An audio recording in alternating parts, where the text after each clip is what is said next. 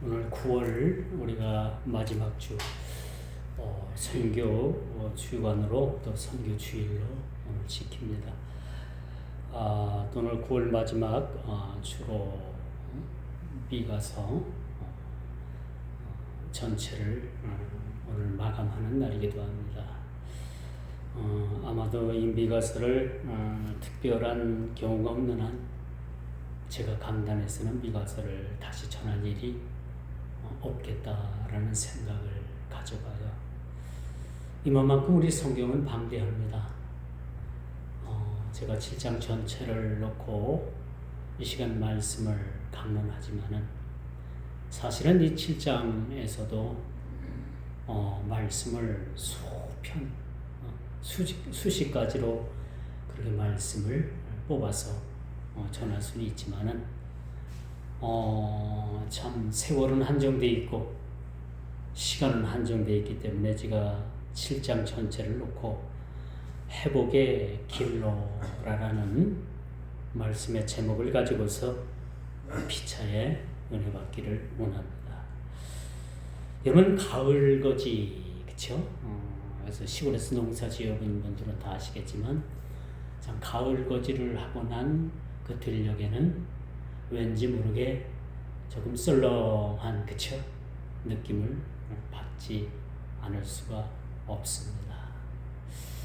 마치 만추의 모습, 늦가을의 그 정취, 또 가을 거지를 다 끝낸 이 들녘에 그 포도나무에 가지도 다 메마르고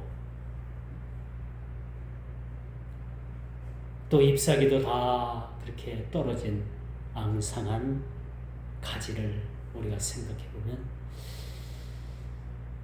왠지 모르게 좀 씁쓸한 마음을 우리가 금치 못할 때가 많이 있습니다. 저는 전에 시골에서 목회할 때 많은 그 포도 농사를 교인들이 짓고 또 그 포도나무에서 모든 포도가 수확이 되고 그 가지만 앙상하게 남은 그 포도나무 가지 사이를 걸어본 적이 있습니다. 뭐 쓸만한 포도는 없고요. 미처 익지 못한 그 끝포도, 끌포도라고 하더라고요. 그것을 서울이가 올 때까지 기다렸다가 그것을 따서 포도주를 담그더라고요. 그게 또 맛있다나요? 그게 또 포도주 담그는 데는 또 괜찮은가 봐요. 그래서 많은 성도들이 끌포도를 따서 포도주를 그렇게 담그는 모습을 봤습니다. 마치 그 포도나무 수확이 다 끝나고 이 모든 가지들이 그렇게 참 모든 것을 다 내어주고 그렇게 황량하다 못한 그런 모습을 보이는 그런 모습을 보면서 마치 무화과 나무에서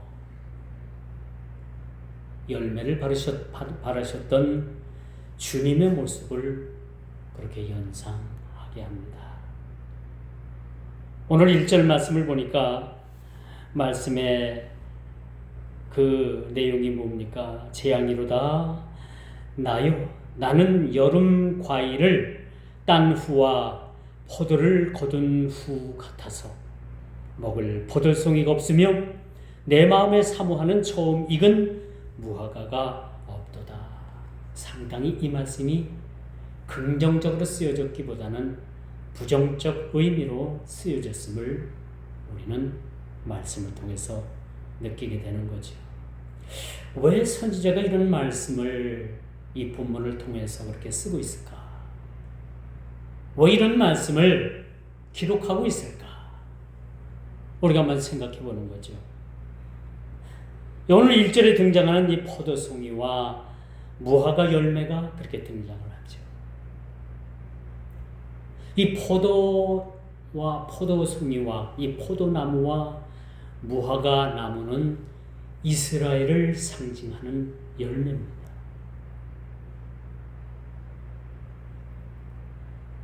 우리나라는 어떤 과일이 상징적인 과일입니까? 사과.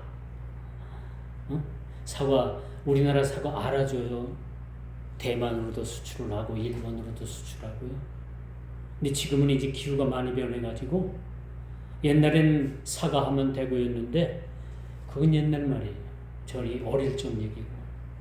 또 우리가 20, 30대는 충주 사과가 유명했는데 지금은 그게 옛말이에요.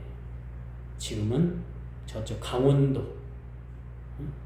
기후가 자꾸 이렇게 온도가 올라가면서 변화가 되기 때문에 이 사과가 조금 고냉지에서 그렇게 잘 자랍니다. 이스라엘 하면 포도나무예요. 우리 주님께서도 그렇게 비유를 들고 계시잖아요. 나는 포도나무요, 너희는 가지니. 그렇죠? 만일 포도나무에서 열매가 맺지 못하면 그것을 뿌리가 뽑혀 찍혀 불에 던지운다라고 그렇게 말씀해 주고 있습니다. 무화과는 뭐예요? 이스라엘을 상징하는 대표의 열매예요. 오늘 이 본문 재앙을 선언한 것은 분명 이렇게 포도나무에 포도가 없고 무화과 나무에 무화과를 발랐으나 무화과 열매가 맺혀지질 않은 이 상황, 이것을 오늘 선지자는, 미가 선지자는 이것을 아주 단 한마디로 그렇게 요약을 하는데 그것을 뭐냐? 재앙이로다. 재앙이로다. 이것이 바로 재앙이라는 것입니다.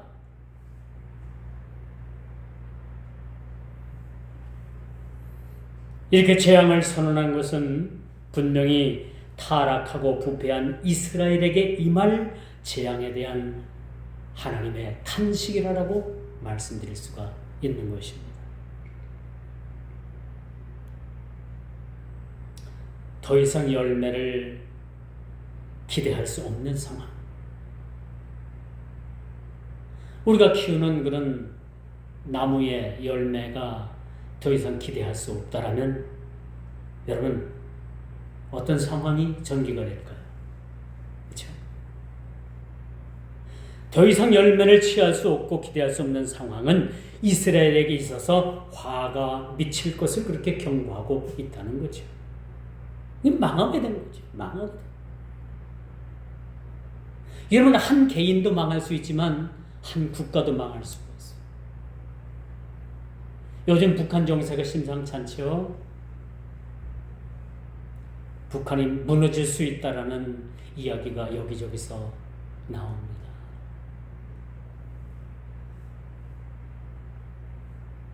한 국가의 경영이 그들에게 있어서는 쉽지 않았던 거예요. 핵을 개발하고 미사일을 쏘대고 다 그 돈이 어디서 나는 거예요. 국민들의 복지를 위해서, 복리를 위해서 쓰여야 될 돈들이, 먹고 살아야 될 돈들을 엉뚱한 데 쓰기 때문에 백성들은 굶어 죽는 겁니다. 여러분 백성이 없는 나라 봤습니까? 백성이 없으면 나라도 망하게 됩니다.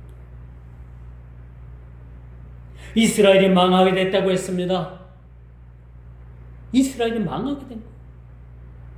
왜? 더 이상 열매를 기대할 수 없는 그런 상황에 빠져 있기 때문이라는 거죠.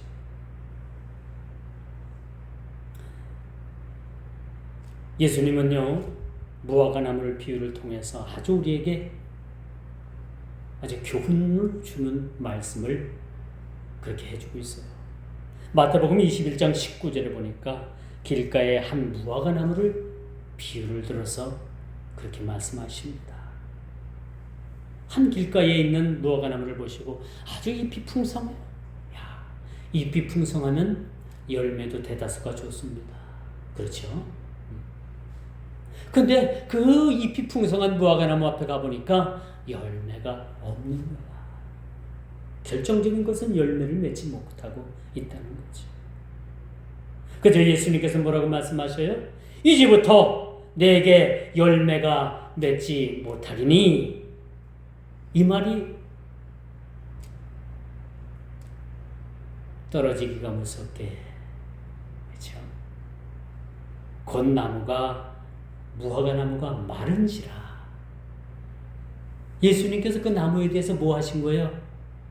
저주하신 거예요. 저주. 열매나무가 열매를 맺지 못하면 뭐예요? 그 기능을 다한 거예요. 그 수명을 다한 거 아닙니까?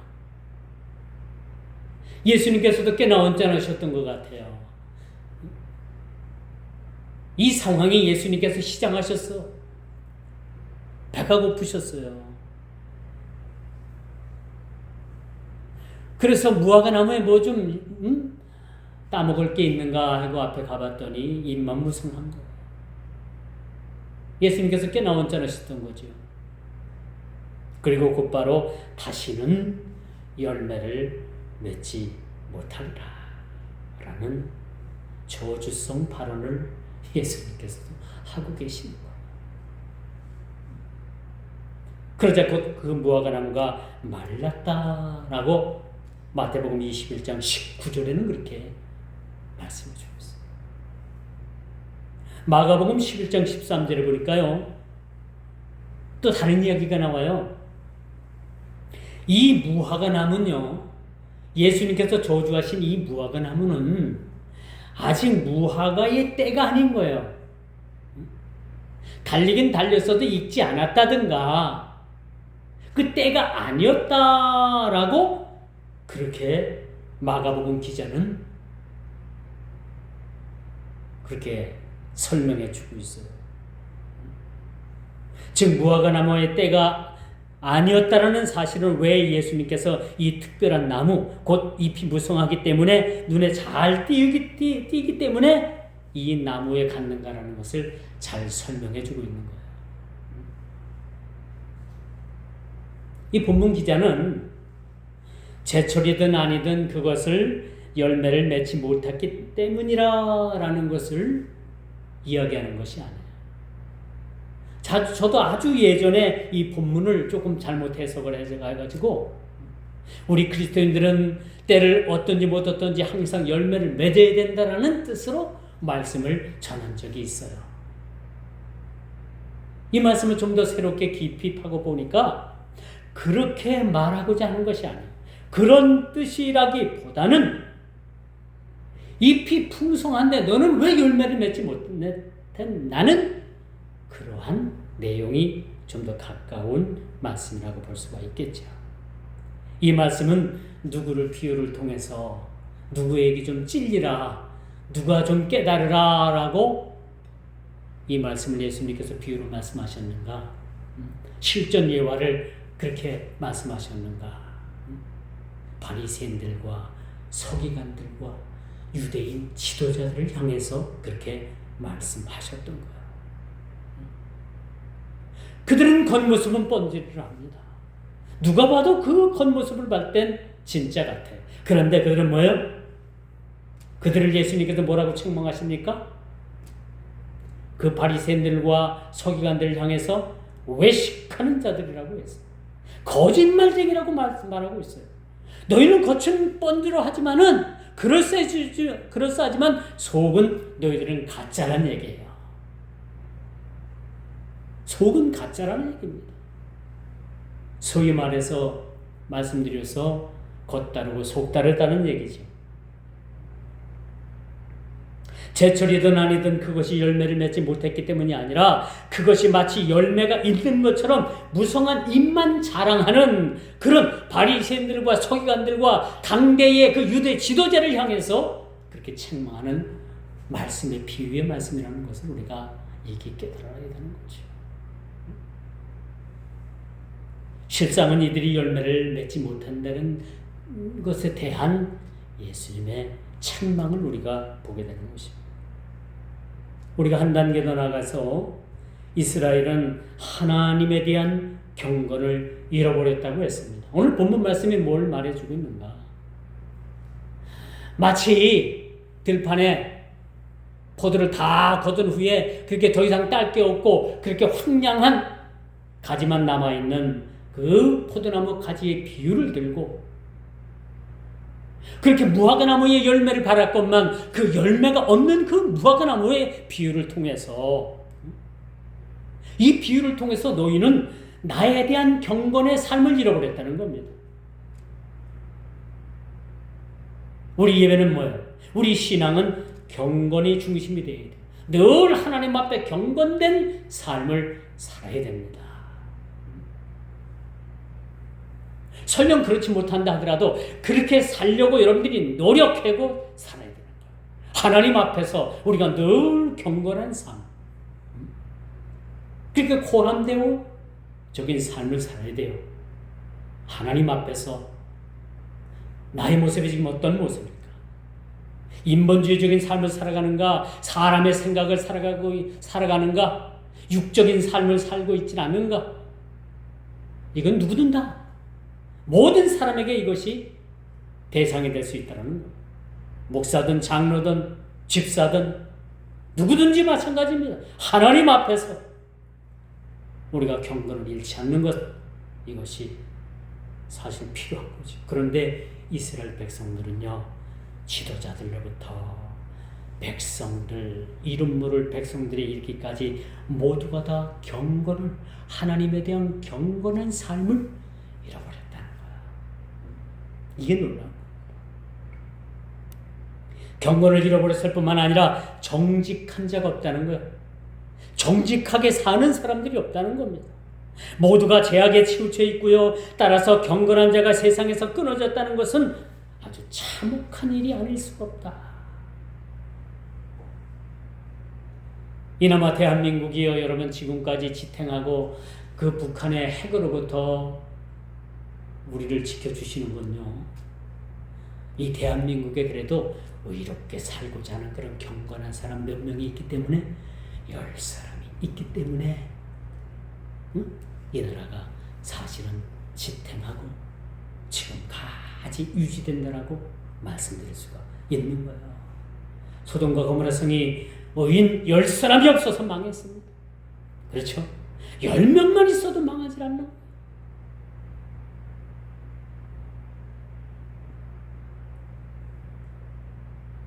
경건한 자가 끊어졌고 정직한 자가 모두 없었고 모두가 죄악으로 말미암아 한쪽으로 치우쳐져 있는 그 이스라엘을 향해 더 이상 희망을 논할 수 없는 지경에 이르렀다라는 것이 오늘 본문 2절이 우리에게 주고 있는 말씀이에요.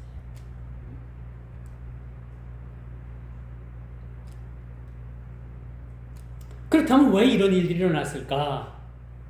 우리가 한번 왜 이런 일이 일어난 이유에 대해서, 원인에 대해서 우리가 살펴볼 필요가 있지 않겠습니까? 그것은 첫째, 지도자들의 타락인 거야. 지도자들의 타락.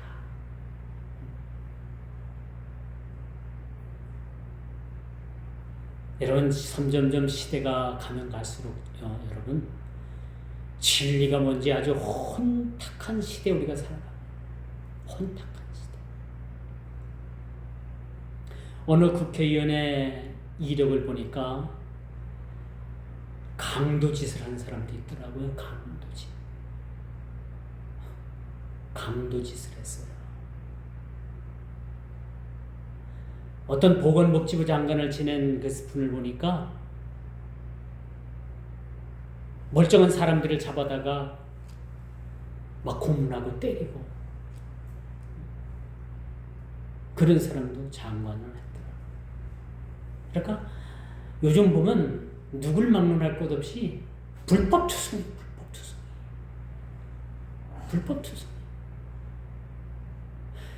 여러분, 때가 가까운 갈수록 이러한 자들이 더욱더 기승을 부립니다. 소위 이 사회의 지도자들이라고 하는 자들이 그렇습니다. 지도자들이라고 하는 자들. 이 지도자들의 타락을 오늘 본문은 그렇게 말해주고 있습니다. 가장 무서운 것이 그 사회를 이끌어가는 지도자들이 타락을 했다는 거예요.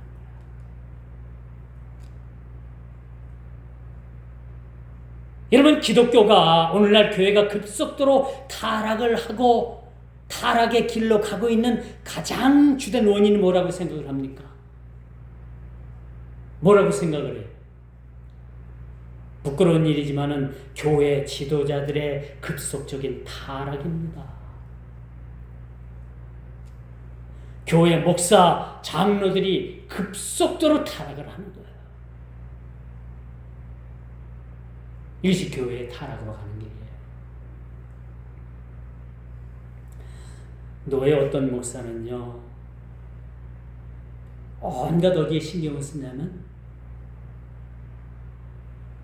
교회가 하나 남은 그 교회를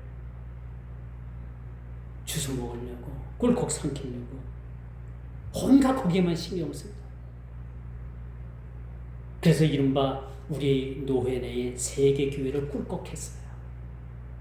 세계 교회를 꿀꺽 삼켰다는 거예요.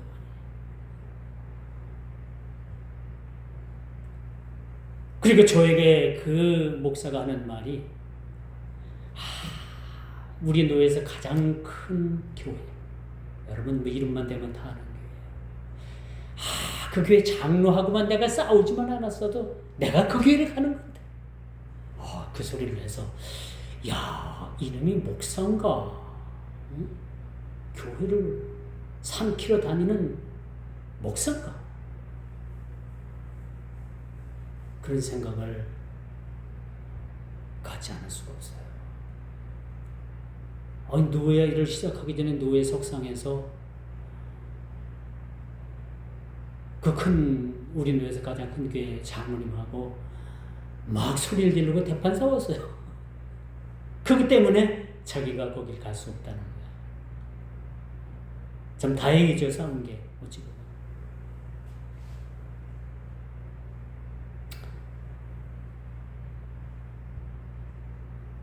이건 분명한 교회의 타락입니다. 지도자들의 타락이에요. 온갖 어디에 관심을 가지느냐? 오직 내가 큰 교회를 어떻게든지 거기에 비집고 들어가가지고 출세함을 해보겠다는 거야. 얼마 전에는 자기 교인들에게 그런 말을 했대요. 자기가 노예에서 아주 힘이 세다. 자기 파워가 노예에서 대단하다라고 교인들에게 그렇게 자랑을 하더래요. 그 말이 우리 노예의 그것이 소문이 났어요. 그래서 좀 씁쓸합니다. 이건 아니구나. 이건 아니다. 그 사람이 어릴 때 참 어렵게 살았어요. 얘기 들어보니까. 시골에서 농사 짓는데 자기 땅도 하나 없고 그렇게 어렵게 살았는데 이렇게 어렵게 산 것이 한이 맺혔는지 이 재물에 눈이 먼 것 같아요. 이 정도면 목사로서의 삶은 끝난 겁니다. 저도 목사지만은 여기까지 오면 목회하지 말아야 돼. 저 세상 나가서 부동산이나 하든지 어디 뚱그름 잡으러 다니든지 어디 주워 먹을 채무는 없는지 그런 쪽으로 나가야 되는 거야. 그렇지 않겠습니까? 왜 이스라엘은 경고의 말씀을 들어야만 했겠습니까? 지도자들의 타락입니다. 마땅히 모범이 되어야 될 이 지도자들이 타락했다는 거. 이번에 이스라엘과 레바논이 헤즈볼라가 지금 서로 미사일을 쏴대고 비행기를 폭격을 하고, 얼마 전에 여러분 영화 같은 이야기를 여러분들이 들었죠? 삐삐 무선 호출기. 저도 80년도에 무선 호출기 삐삐 차고 다녔어요. 삐삐삐.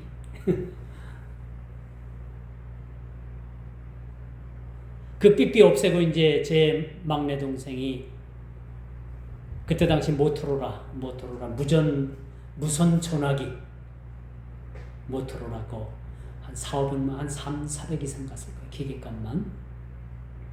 그걸 사줘서 제가 이제 삐삐를 차고 다니지 않고 그 이후부터 이제 제가 휴대폰을 사서 썼는데 여러분들 모르시는 분들은 잘 모를 거예요.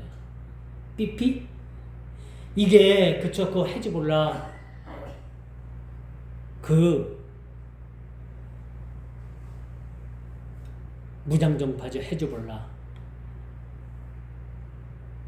그 사람들이 삐삐를 5,000대 정도를 찾는데 어떤 사람이 찾느냐? 중간급들 간부예요. 그 중간급들 지도자예요. 아주 고위층도 아니고 아래 하위층도 아니고 고위층에서 전달받아서 하위층에 전달해주는 중간 장교급이에요. 이런 사람들이 거의 다 다쳤어요. 전투 불능. 어떤 사람은 눈이 멀고 어떤 사람은 총을 쏴야 되는데 손목이 날아가고 어떤 사람은 가슴에 터져가지고 심장이 터져버리고 이거 앞호주머니에 넣은 사람은 그렇게 됐고 옆구리에 찬 사람은 뭐야? 옆구리에 터져갖고 창자가 흘러나오고 응? 한마디로 악유비환이 된 거지. 악유비환이 된 거지. 이뿐입니까? 무전기가 터졌다고 했어요. 이쯤 되면 이 중간 간부, 중간 지도자급들이 지금 뭐야? 죽거나 다치거나 전투 불능 상태인 겁니다. 그래서 이번 헤즈볼라 테러 단체와 이스라엘이 싸움을 지금 하고 있는데 이 싸움은 뻔한 거예요. 이미 끝났어요, 싸움. 그리고 어제 뉴스에 보니까 헤즈볼라의 가장 최고 지도자가 또 뭐야? 폭격에 의해서 죽었더라고요. 이 정도면 싸움이 끝난 거 아닙니까? 싸움이 끝난 거지. 이런 걸 볼 때 참 섬뜩한 생각이 듭니다. 어찌 그런 생각을 할 수 있을까? 어떻게 삐삐 안에다가 폭약을 설치해서 5,000대가 지금 그 레바논 헤즈볼라 그 테러 집단으로 들어갔는데 그것도 가장 낮은 졸병들에게 들어간 게 아니라 중간급들 간부들에게 들어간 거예요. 그 사람들을 전투를 하지 못하도록 전달하지 못하도록 완전히 전투 불능 상태를 만들어 놓은 사실입니다. 왜 제가 이런 말씀을 드리느냐? 이 지도자들의 타락. 한 나라의 지도자급인 그런 지도자들이 타락했다는 것은 그 나라는 이미 희망이 없다는 거예요. 제가 조금 전에도 말씀드렸습니다만 오늘날 급속적인 교회 타락이 어디서 오느냐? 성도들이 잘못한 게 아니에요. 교회 지도자들이 잘못한 겁니다. 교회의 급속적인 타락을 누구로부터 데려오느냐? 교회 지도자들로부터 그것이 시작이 된다는 사실들을 우리가 보고 이쯤 되면 여러분들이 무슨 생각을 가져야 되느냐? 우리 오늘날 교회 지도자들을 위해서 기도해야 되겠구나. 저들이 타락하지 않고 재물에 눈멀지 않고 그렇죠? 엉뚱한 생각하지 않고 그런 생각하지 않도록 여러분들이 기도해야 되는 것이 오늘날 여러분들의 사명이라는 사실을 여러분들이 깨달았으면 하는 그런 바람입니다. 그러므로 지도자들의 타락은요, 재판을 굳게 하는 거예요. 오늘날 이 사회의 지도자들의 타락으로 인해 가지고 재판이 굽었잖아요. 대법관 권모모 씨 뇌물을 받고 구금 재판을 했잖아요. 그렇죠? 생각이 납니까? 대법원장이라는 사람은요, 그 야당 국회의원들 그 사람들이 두려워가지고 그 법관 하나가 사직서를 냈는데도 그 사직서를 안 받고 그냥 보냈잖아요. 그리고 나중에 그걸 거짓말했잖아요. 그것이 들통이 났잖아요. 가장 공정해야 될 그런 대법관, 그 중에서도 대법원장이라는 사람까지도 이런 불법에 이런 일들에 연루가 되니 세상이 온전하겠습니까? 온전해질 수가 없는 거예요. 뇌물을 요구하고 욕심에 이끌려서 불의와 결탁하는 결과가 뭡니까? 구분 재판을 하는 거예요. 속인 저울초로 그들이 판단을 하게 되는 거예요. 하나님께서는요, 재판을 굽게 하거나 저울추를 속이는 자를 심판하십니다. 이유, 고하를 불문하고요. 하나님께서는 반드시 이에 대해서 심판하십니다. 이뿐입니까? 온 세상의 불신을 조장하는 일을 그들은 서슴지 않았어요.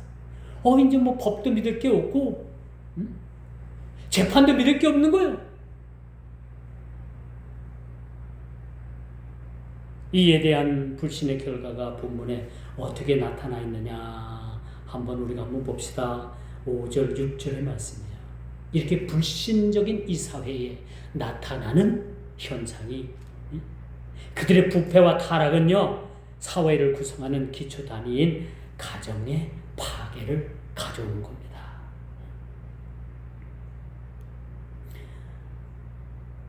인간의 생활 속에서 가장 가까운 존재인 이웃이 파괴됩니다. 이웃이 서로 믿을 수가 없어요. 친구? 서로 믿을 수가 없습니다. 그리고 가족? 서로 믿을 수가 없는 거예요. 5절 6절을 한번 봐요, 여러분. 이렇게 급속적인 이 타락으로 말미암아 모든 것이 다 파괴되고 있음을 우리가 보게 되는 겁니다. 가족들끼리도 서로 욕망을 채우기 위해서 해를 가하는 관계로 변하고 있는 겁니다. 자기 이익을 위해서는, 자기 이득을 위해서는 거짓말도 서슴지 않나. 거짓말도 서슴지 않나. 제가 노예석상에서 이것이 진짜 사실이냐라고 몇 번씩 물었어요. 하나님 앞에 맹세할 수 있느냐? 라고까지도 내가 경고를 줬어요. 그럼에도 불구하고 몇 번에 그렇게 물음에도 확인해도 불구하고 거짓말 같아서 제가 하기는 했습니다만 그것이 거짓이 아니라고 그렇게 자신의 입으로 얘기를 했습니다. 그런데 나중에 알고 보니까 그것이 거짓말이었던 거예요. 목사들도 거짓말을 하는데 일반 평신도들이야 거짓말하는 거 뭐 가벼운 거 아닙니까? 교회 지도자들이, 사회 지도자들이 거짓말한다고 해서 여러분들이 거짓말 하겠습니까? 안 되겠죠. 안 되는 거예요. 왜? 지도자들은 하나님께서 그들을 심판하시기 때문에 하나님께 맡겨두는 겁니다.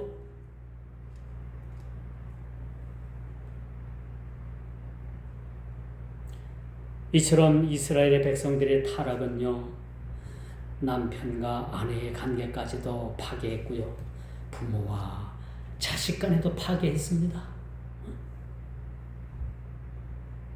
이게 오늘 5절 6절에 하는 말씀이에요. 이만큼 무서운 겁니다. 이만큼.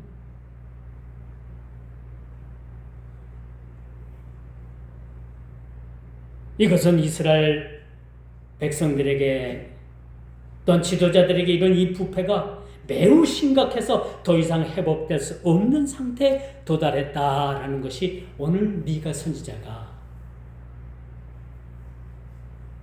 당시에 살던 백성들, 오늘 21세기를 사는 저와 여러분들에게 경고의 메시지를 알리고 있는 거예요. 미가 시대의 그 백성들이나 오늘을 사는 이 시대에 저와 여러분들이나 별반 다른 것이 없다는 겁니다. 이렇게 타락한 세상, 이렇게 타락했다고 해서 여러분들까지 타락해서는 안 된다는 거죠. 여러분들이라도 정신을 똑바로 차리라는 의미에서 이 말씀이 쓰여졌다라고 말씀드릴 수가 있는 겁니다. 이제 마지막 세 번째 회복의 길로 가는 길입니다. 14절이죠. 우리가 오늘 본문으로 택하진 않았지만은 오늘 본문 14절이 뭐라고 말씀을 해요? 오늘 본문 14절은 뭐라고 말씀을 하나? 제가 한번 읽어볼게요. 원하건대 주는 주의 지팡이로 주의 백성 곧 갈멜 속 삼림에 홀로 거주하는 주의 기업에 양떼를 먹이시되 그들을 옛날 같이 바산과 길르앗에서 먹이시옵소서. 회복해달라는 논할 것 없이 지도자들로부터 말단의 백성들이기까지 타락한 백성들의 모습을 하나님께서 기억지 마시고 이젠 그들을 고쳐서 회복시켜 주옵소서라는 그런 선지자의 애환을, 요청을 우리는 보게 되는 것입니다. 이제 조용히 하나님의 국률하심을 기다리는 방법밖에 없는 것이죠. 그렇죠? 우리가 뭘 가지고 하나님 앞에 나갈까요? 지난주에도 우리가 하나님 앞에 무엇을 가지고 나갈까? 많은 재물을 가지고 하나님 앞에 나갈까? 1년 된 순양을 가지고 나갈까? 뭘 가지고 나갈까? 정답이 뭐였습니까? 아무것도 가져나갈 게 없는 거예요. 그저 하나님 앞에 나가서 엎드려서 잘못했습니다. 이실 짓고 회개하는 방법밖에 없다라는 것을 여러분들에게 제가 말씀을 드렸습니다. 오늘 본문 말씀도 바로 그런 얘기예요. 이제 조용히 하나님의 국민하심을 기다리고 그분의 뜻을 쫓아 그분의 처분을 기다리는 방법밖에 없는 거죠. 그분은 어떤 분이라고요? 애굽에서 고통받는 이스라엘 백성들을 구원하신 하나님이십니다. 주님께로 돌아간다는 사실, 그 사실이 무엇입니까? 그 방법밖에 없기 때문에 그런 거지. 왜? 거기에는 주님의 구원이 있기 때문에 그런 것입니다. 그분은 우리의 구원자이십니다. 그렇기 때문에 우리는 그분의 국률하심을 기다리며 그분 앞에 나아가야 되는 것이지. 이제 말씀의 결론을 맺을게요. 요즘 이단 사이비들이 얼마나 극성을 부리는지, 제 카톡에도 신천지가 카톡 영상을 보내옵니다. 응? 여러분들에겐 그런 거 없어요? 뭔지 몰라서 몰라요? 분명히 잘 보면 옵니다. 신천지가 어떻게 알고 보내는지. 그래서 저는 그 영상이나 그 메시지 내용을 보지 않고 바로 신고를 합니다. 그 카톡에 보면 신고란이 있어요. 바로 신고를 하면 돼요. 신고를 하면 더 이상 그 보낸 그 XX 그 자로부터는 더 이상 카톡은 안 오겠죠. 지금 이런 시대에 우리가 살아가고 있습니다. 날씨가 너무 더워서 과일 농사가 올해도 흉작이라고 합니다. 지구상의 기후변화가 이상기후인 것만큼은 분명합니다. 이것이 마지막 시작을 알리는 하나의 경종으로 이해해도 틀린 말은 아닙니다. 식을 줄 모르던 살인더위가 이제는 어느덧 물러난 듯 보입니다. 그렇죠? 이제 살만하죠? 이렇게 세월은 갑니다. 올 가을은 너무나도 짧다고 합니다. 대신 3개월 동안의 추위가, 아주 맹추위가 한반도를 뒤덮을 것이라는 기후 예상 관측이 나왔습니다. 여러분, 우리가 하루 앞도 내다볼 수 없고 한치 앞도 내다볼 수 없는 이런 시대에 오늘 이 본문 말씀을 통해서 어떤 경각심을 가지고 또 우리가 어떻게 살아가야 될까요? 또 어떤 신앙의 각오를 통해서 여러분들이 이 말씀을 받아들이고 또 이 말씀을 대하고 이 말씀에 여러분 마침표를 찍을 수 있을까요? 우리가 심히 깊이 우리가 고민하고 생각해 볼 수 있는 귀한 시간들 되기를 주님의 이름으로 축원하면서 말씀을 맺도록 하겠습니다.